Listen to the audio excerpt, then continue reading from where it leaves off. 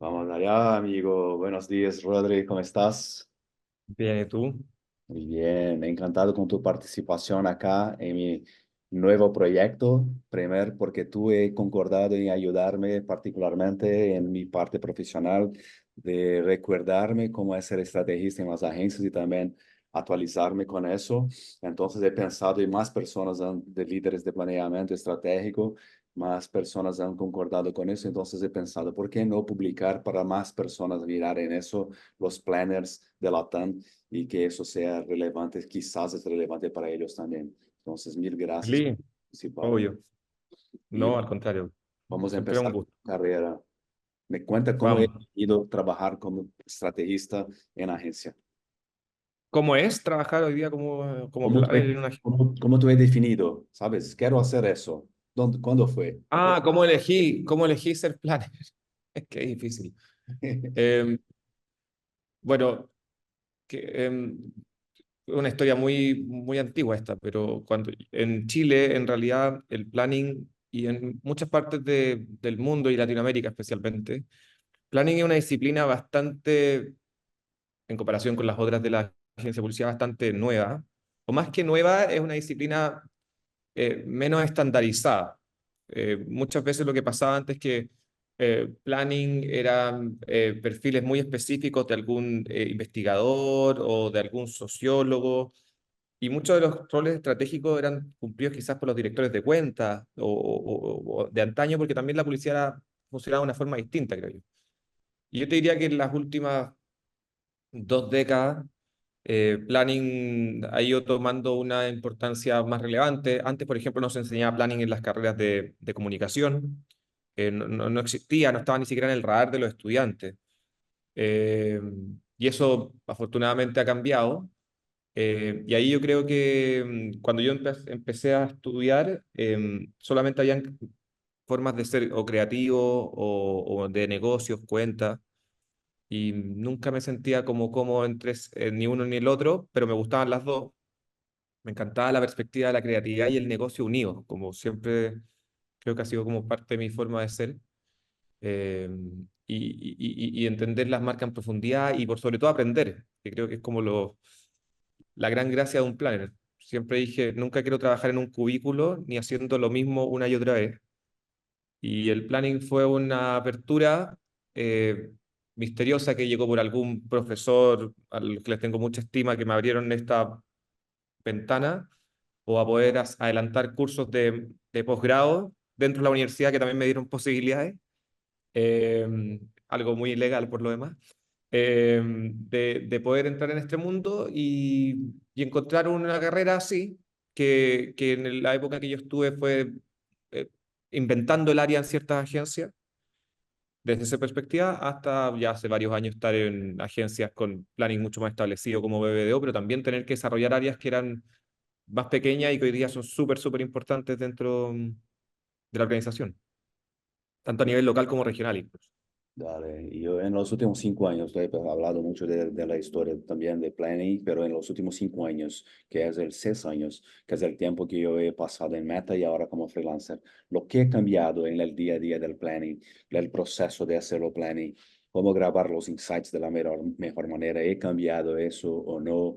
La Mm, editora de marca, cómo estamos haciendo es la consultoría de branding, lo que ha cambiado en los últimos 5 o 6 años. sí, seguro. Lo que pasa es que el cambio es un cambio que uno puede interiorizar o es un cambio que uno puede dejar pasar. Planning puede seguir siendo muy tradicional. Hacer los debriefs para las campañas, los planners muy de desk research, ¿cierto? Como un planning muy estándar, ¿ya? Pero yo creo que hay cambios como fundamentales y muy profundos en los últimos 5 años, especialmente en Latinoamérica, creo yo. Eh, y en Chile, ¿para qué decir? Que tienen que ver con que un planning hoy día tiene que ser un planning mucho más moderno. Eh, un planner o un estratega tiene que saber de data, tiene que entender de AI, por ejemplo, hoy día quizás, sin ser lo más importante. Tiene que entender de eh, cómo escribir en booleano para hacer búsquedas, tiene que entender cómo conectar fuentes de construcción de audiencias, tiene que entender una eh, segmentación o una microsegmentación de media súper bien. Y de la mano también entender herramientas de negocio. Hoy día nosotros, por ejemplo, somos súper exigentes. No sé, yo empiezo a ver correlaciones en Tableau, por ejemplo, en Power BI de negocio con marca, y uno tiene esa parte como súper tecnológica, creo yo, o desafiante de tecnología que empieza a tomar más fuerza. Pero, y también muy integrador de múltiples formatos, canales, media, formas, ¿cierto? De addressability, etc. Pero por otro lado, creo que eso es importante que lo tengan como herramienta, pero no perder la esencia que tiene que ver con la intuición, no sé, como gut feeling, ¿cierto? Como dicen, de la calle, de conocer, de encontrar formas distintas de provocar. Creo que eso desde el lado del planner, como un buen planner hoy día, estratega que tiene que tener esa conjunción o esa unión de temas. Y por otro lado, también desde la perspectiva del mercado y los clientes, que creo que, bueno, en Latinoamérica yo siempre les digo, por ejemplo, a los planners con los que trabajo, planners de Latinoamérica, incluso en la región, que siempre uno ve como las grandes agencias, nosotros trabajamos juntos, de hecho, en Londres, por ejemplo, o en Europa, ¿cierto? O en Estados Unidos. Y los planners tienden a pensar que esos son como, wow, los dioses del planning o los dioses de la creatividad. Y yo siempre digo, probablemente, y nos preguntan mucho, probablemente un planner de Argentina quizá va a entender mucho más lo que es un contexto de inflación, por ejemplo, y de crisis económica, y se mueve como pez en el agua trabajando bajo ese contexto. O un chileno, por ejemplo, que le tocan cambios sociales, por ejemplo, o cambios políticos importantes, eh, cambios de timón, por ejemplo, en Colombia también, ¿cierto? Que vienen de gobiernos históricamente de derecha y cambian a una izquierda y eso nos toca adaptarse, o tener que trabajar con tensiones internas, ¿cierto? Entonces, en Chile pasó el estallido social hace un poco, entonces creo que esa Latinoamérica tan caótica, en parte Brasil, para qué decir, ¿cierto? Brasil genera planners que naturalmente son muy buenos estrategas o saben desenvolverse muy bien ante un mercado cambiante. Y creo que el mercado a nivel mundial ha cambiado mucho en los últimos 5 años, mucho. Una pandemia, guerra, ¿cierto? Crisis económica, inflación, etcétera. Entonces, me parece que esa perspectiva de un planner que sepa adaptarse y que sea como rápido en los pies, como dicen en Estados Unidos, quick on your feet, ¿cierto? De saber jugar con muy poco tiempo, muchas veces en Latinoamérica, es un valor tremendo hoy día. Y eso creo que cada día se empieza a ver más en mercados que de repente están medio como muy rígidos ante los cambios y dicen, bueno, ¿cómo me muevo? Por acá hay algo que funciona súper bien. Por eso es súper importante que los planners se maneje muy bien con el negocio del cliente y entienda las dinámicas internas del negocio del cliente. Puedo seguir con esta respuesta 20 minutos más, pero, Sí, my pero bad. eso es lo principal. Me gustaría, quizás vamos a marcar otro meeting, otra reunión, porque me encanta eso. Y pensando también en eso, de la cultura de cada local y de la cultura de la región, ayuda, Mm, mucho, porque pensando en los insights también de consumidor a través de desk research, de cualitativas, de investigación y todo más, pero también en insights mm, de cultura, porque eso ayuda mucho. Y como te he dicho, acá en total. América tenemos otros contextos de que trabajamos juntos en BBDO de Londres. Allá tenía más un contexto más, en mi punto de vista, más en la esencia de planeamiento, de innovación y todo más, pero menos con esos desarrollos culturales que tenemos acá, pero más pensando en Mm. la esencia de planeamiento de estratega. Claro, un poco quizás lo que pasaba allá y que es estuvimos en AMB, una de las mejores agencias del mundo. Bueno, yo estuve un tiempo, tú trabajaste allá, ¿cierto? Es que tiene una forma de operar bastante estandarizada, por decirlo así, en el buen sentido, súper continua y ya las cosas se hacen de cierta forma y hay procesos muy marcados, ¿cierto? Pero creo que eso está súper bien cuando está y de una agencia maravillosa, ¿cierto? pero cuando está todo como en cierto estándar como tranquilo, por decirlo así. Pero los contextos de otros países tienen pocos cambios. El último cambio que habrá tenido Reino Unido en el último tiempo fue el Brexit, probablemente, y, y tampoco es que sea un cambio brutal de la vida común de las personas día a día. Es un cambio político importante de la Unión Europea, pero en realidad no. En Latinoamérica pasan Brexit todos los días. Es como algo así, ¿cierto? Y creo que eso tiene un valor. Y lo otro también creo que tiene que ver con que lo que sí es que tenemos a gerentes de marketing o gente en el mundo de marketing que hoy día dura muy poco en los cargos, cosa que es un dolor. Y ante los cambios es muy fácil ir a lo seguro o tratar de refugiarse en lo que conocemos, en la eficiencia, en el corto plazo, como nos gusta, ¿cierto? Como Les Binet, jugar entre el corto y el largo plazo, pero más ir al corto plazo. Y ahí yo creo que los planners tienen un rol de la esencia del planning de mover a las marcas, desafiarlas, ¿cierto? Y que de repente esos momentos son los mejores para apostar. No son los peores, son los mejores. Pero por eso hay que conocer muy bien el negocio para poder dar ese tipo de argumentos. ¿Crees que en ese contexto las conversaciones con ChatGPT ayudan a ser más rápido? ¿Cómo es ese proceso? ¿Lo que pasa? Claro que los prompts son lo que cambian, pero ¿cómo es eso de conversación con ChatGPT durante el proceso de planeamiento? Me ha tocado ver de todo. Me ha tocado ver estrategas que dependen mucho, otros que no lo ocupan, otros que son más puristas, otros que son... No sé si tengo un dictamen como un juicio tan claro. Lo que sí creo es que es súper interesante cuando uno empieza a utilizar la inteligencia artificial para ahorrarse el tiempo en los procesos más tediosos y ocupar el tiempo más en el análisis, en la profundidad, en el encontrar nuevos caminos y no tanto en el research, ¿viste? Por ejemplo, a mí en lo personal, no me gusta como genérame un concepto o dame una forma distinta de decir esto. Todavía creo en la humanidad para eso, ¿ya? Pero, por ejemplo, cuando digo, ok, compárame estas 5 fuentes de información, necesito que me saquen las conclusiones que tienen en común, por ejemplo, que en esencia significaría quizás 4 horas de trabajo, y esto te lo hacen 10 minutos, gané 4 horas, ¿cierto? Bueno, 3 horas 50, ¿ya? Pero gané mucho tiempo, y si ese tiempo lo invierto en el análisis de esa información, yo no encuentro un tiempo valioso. Y por otro lado, también de repente, eh, temas de investigación. Hace poco hicimos una consultoría muy, muy grande con un cliente multinacional, ¿ya? Y hicimos 25 entrevistas en profundidad a personas distintas de la organización, con 1 hora y tanto cada una, ¿cierto? Y a veces nos tocaba que procesar esa información era un dolor de cabeza grande, ¿cierto? Uno pasa más tiempo procesando la información que analizando la información.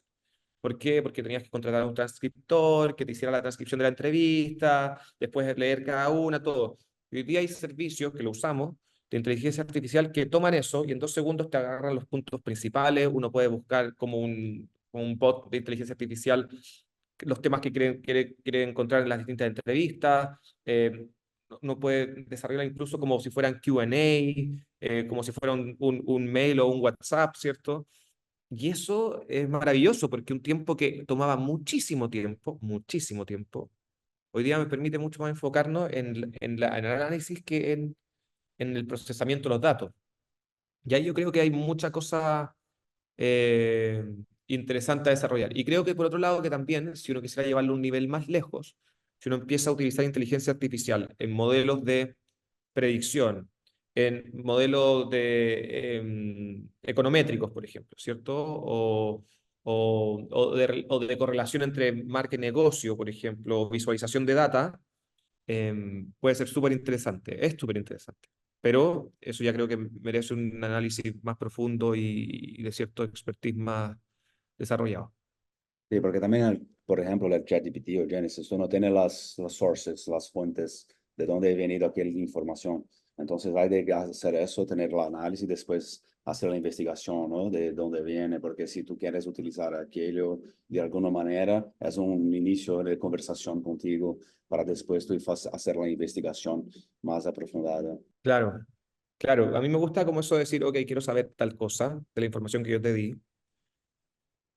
Haz la lectura por mí o prende eso y entrégame esa información. Pero, insisto, no me gusta hacer el análisis con ChatGPT.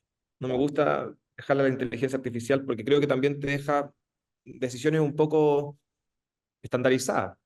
Y cuando uno busca, o por lo menos yo trato de que los planes provocarlos mucho, yo soy enemigo de lo correcto. Entonces, odio lo correcto. Odio esas presentaciones largas donde los estrategas muestran todo lo que aprendí, pero ya, no significa que no hagamos presentaciones largas, pero que tengan conclusiones, provocaciones, tensiones a resolver, que encuentren caminos distintos a las soluciones de siempre, o a los problemas de siempre. Entonces, por ahí siento que independientemente que uno puede enseñarle al modelo de inteligencia artificial a darte soluciones no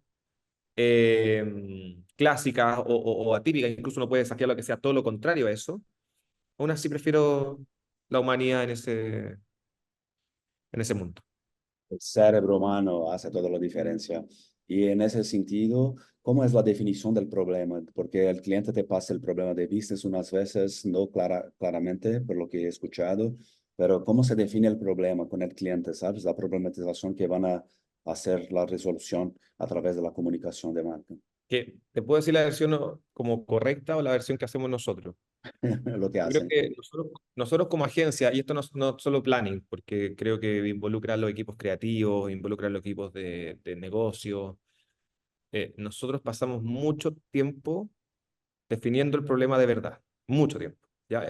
Y cuando entendemos ese problema, usualmente desafiamos a los clientes a ver el problema desde otra perspectiva. Porque también los problemas de siempre, uno siempre piensa, es buscar la solución distinta a un problema de siempre, pero a veces también es buscar un problema que no es el de siempre. Y uno parte más fácil así. Y muchos briefs tienen como, son briefs de status quo, ¿no? O como de inercia, que uno dice, bueno, necesito vender más. ¿Y por qué no vendo? Y porque tengo un problema de que prefieren a la otra compañía. Eso no es un problema, es un hecho, un dato para la causa. Dale, pero ¿por qué?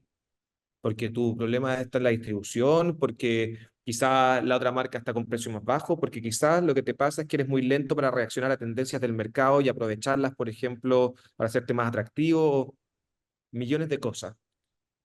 Y a veces incluso terminan siendo temas internos, ni siquiera son temas de comunicación externa. Entonces, cuando empezamos a entender ese tipo de como lecturas ocultas, y eso es mucho, tiene que ver más con la experiencia, creo yo, en cierta parte, o con la intuición, empezamos a entender eso y empezamos a investigar para encontrar los problemas de fondo, eso cambia completamente. Y ahí creo que la inteligencia artificial, honestamente, no es un tema que usemos tanto, pero sí, por ejemplo, en analizar data de negocio, porque a veces, por ejemplo, mira, teníamos un caso, siempre lo cuento, de un pitch, ¿ya? Y teníamos de una marca de automóviles que habla de pasión, ¿vale? Y esto no tiene que ver con ChatGPT, tiene que ver con información dura de negocio. Teníamos una marca que nos dice, necesito lanzar un nuevo modelo de auto y que mejore mi marca en completo. O sea, como que el modelo de auto se hiciera cargo de mejorar la imagen de marca también, además de vender. Que, ¿por qué no? Y, y nosotros decíamos, mira, esta marca habla de algo apasionado, de un estilo de vida, no quiero decir cuál es, pero una marca de pasión, de lujo. Y lo que encontramos es que la gente que declaraba que quería esa marca como primera opción de su auto en la categoría, que era SUV, era un 0,8%. Y la participación de esa marca en el mercado, no la declaración de intención de la gente que iba a comprar un auto, la participación de esa marca era de un 2%.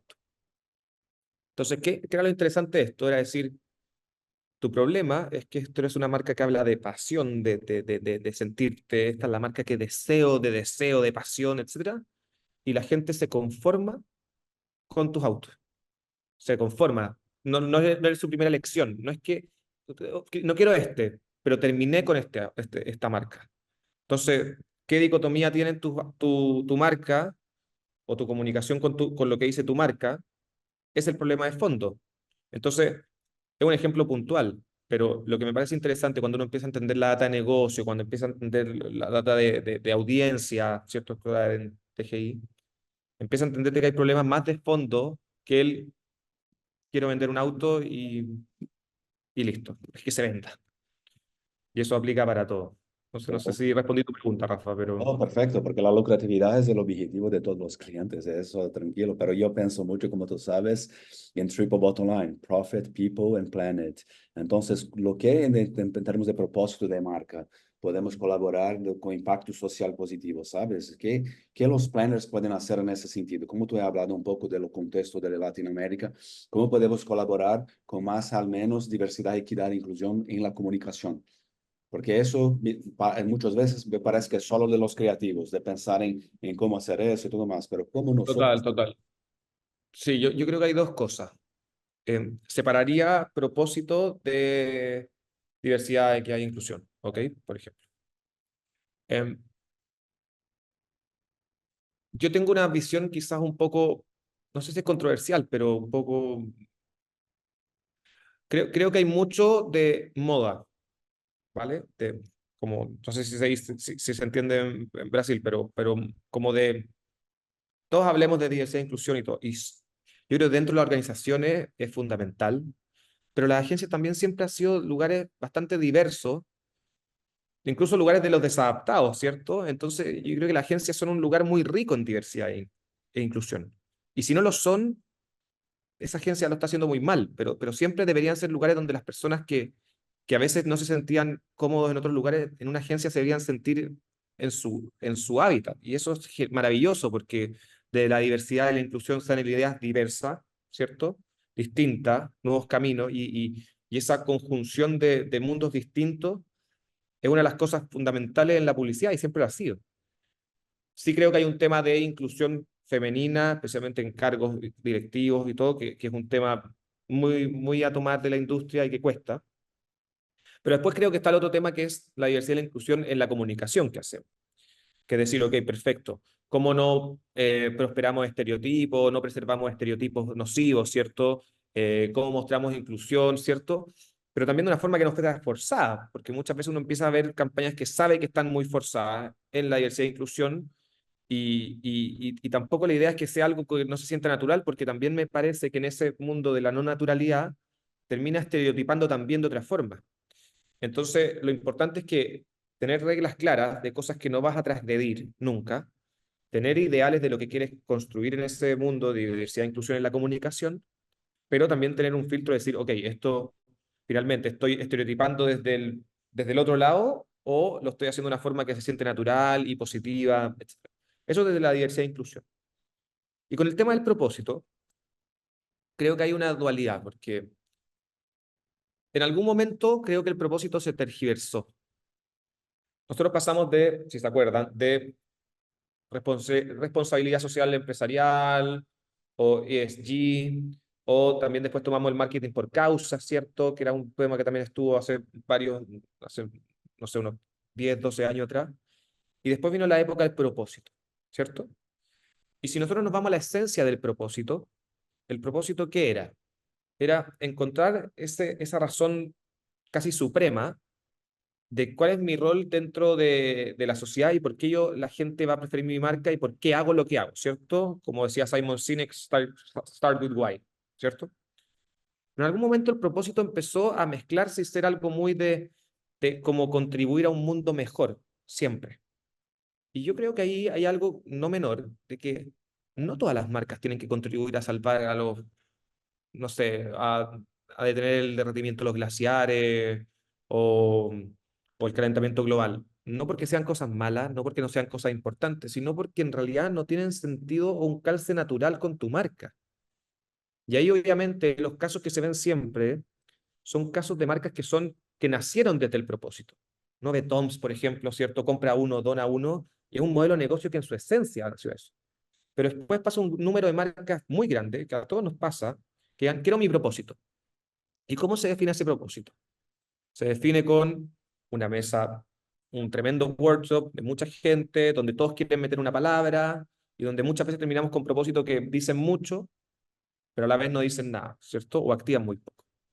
Y con compromisos que las organizaciones no toman como causas centrales, porque también les quedan medios como un lobo con traje de oveja, ¿cierto? Como incómodos, como que no son ellos. Y ahí yo creo que hay una labor de regular, como de decir, ok, quizás tu propósito no es salvar el mundo, quizás tu propósito tiene que ver con hacer que la gente se sienta más entretenida o que sienta más emoción en su día a día. Disney en ninguna parte su propósito es salvar el mundo, es entregarte experiencias mágicas en tu vida cotidiana y en todas las opciones que tienes de contacto con la marca. O Dave, la autoestima, ¿cierto? Y súper evidente, pero hay otras marcas que Apple, Steve Jobs lo decía, nunca se trató de salvar el mundo, era de sentirse diferente, ¿cierto? De pensar diferente, de valorar esa opción de que los misfits, ¿cierto? Los crazy ones van a ser los que cambian el mundo. Entonces, creo que el propósito tiene que volver a esa esencia que tiene que ver con la marca en su disposición y no caer en la tentación barata a veces de tener que ir a salvar el mundo porque todos lo están haciendo y porque tengo que hacerlo cuando después tampoco lo van a hacer. Entonces, hay marcas que sí, hazlo, por favor, pero a veces hay temas que calzan muy bien con ciertas marcas. Por ejemplo, una telco perfectamente puede tomar temas que tienen que ver con su categoría desde el mundo positivo, ¿cierto?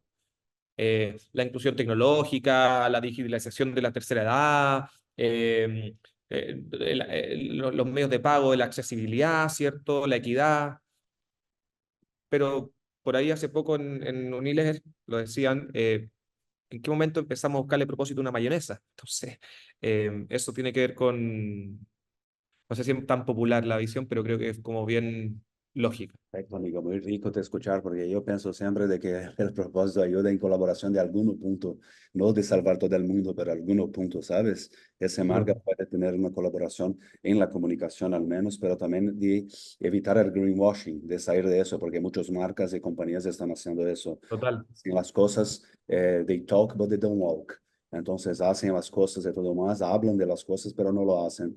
Y hay mucho que tener las acciones, no solo en comunicación, pero también las acciones con el propósito de la empresa, lo que es interesante, como te he dicho también, pensar en la diversidad, equidad e inclusión adentro de la compañía, de los profesionales y todo más, pero también en eso, de que es posible, Claro. hablando de ese propósito, lo que es posible para esa marca comunicar y tener de acciones. Lo que pasa es que yo creo que hay un tema que se empezó a confundir, que es distinto tus políticas de ESG o de diversidad e inclusión en tu organización interna o tus políticas incluso de sustentabilidad en tu operación o de sostenibilidad y tu manejo con comunidades, por ejemplo, que cuál es tu propósito, que tu propósito es por qué haces lo que haces y por qué eso le debería importar a las personas. Entonces, yo te podría decir, por ejemplo, no digo que este sea el caso, pero un ejemplo. Yo te podría decir que yo tengo una compañía como Apple, que quizás Apple tiene políticas de ESG brutales. Quizás tiene un manejo de sus emisiones de carbono net zero, o sea, como netea, pero no te ando hablando de eso, porque su propósito no está ahí. Hoy día, bueno, es una marca más distinta quizá a lo que era hace con Steve Jobs, pero toma la compañía que sea. Entonces, eh, el propósito es como algo muy de esencia de la marca, muy profundo de lo que es mi marca y lo que representa para las personas. Y otra cosa es que mi marca sea una marca responsable, inclusiva, que tenga políticas de contratación y de manejo interno como corresponden, que no daña el medio ambiente y que no daña a las personas, ¿cierto?, en su trabajo. Pero no en todas las marcas eso es su propósito, ni lo que tienen que salir a decir, háganlo, porque hoy día el mundo te lo exige, pero no necesariamente es algo a salir siempre a comunicar. Tenemos 8 minutos más, pero Perdón. quiero más 3 horas. ¿Y cómo los planners pueden colaborar, los estrategistas pueden colaborar con eso para tener la visión del cliente, pero al menos en eso no solo del propósito, pero de la marca, de la campaña, definir ese problema que estamos a solucionar? ¿Cómo se podrían pensar también en esos puntos que hemos hablado? ¿Sabes? De tener las acciones, de tener quizás un pedazo de la comunicación, pero de ayudar a la marca a pensar en ese sentido, lo que los estrategistas pueden hacer. Mira, yo tampoco voy a mentir y decir que nosotros tenemos eso perfecto. Y creo que si alguien te dice que sí, probablemente es un poco bluff, ¿cierto? Como en el póker. Pero, pero lo que sí, casos que a mí me han pasado que creo que son relevantes son dos cosas. Uno, es conocer el negocio del cliente como a profundidad. Y cuando me refiero a profundidad, ok, anda y atiende esa tienda de tu cliente, eh, conoce su data de negocio dura, métete a entender qué es lo que pasó en tal campaña hace 10 años, qué es lo que pasó acá, cómo se invierte entre branding y performance, cómo sus métricas de marca están relacionadas con sus métricas de negocio. O sea, esa cancha es esencial tenerla muy, muy clara, porque si no partiste 5 pasos atrás para recomendarle sobre su negocio. Y por otro lado, conocer a las personas detrás. Yo siempre creo que nosotros movemos emociones y a las marcas a veces les cuesta eso, porque las ven muy como consumidores, ¿no? O clientes. Y detrás de eso hay personas. Y cuando los planes logran encontrar ese punto de conexión, se transforman como en un intérprete, creo yo, como eh, entre lo que la marca quiere ser y lo que las personas esperan encontrar en una marca. Y yo creo que esa es la clave para poder generar cambio.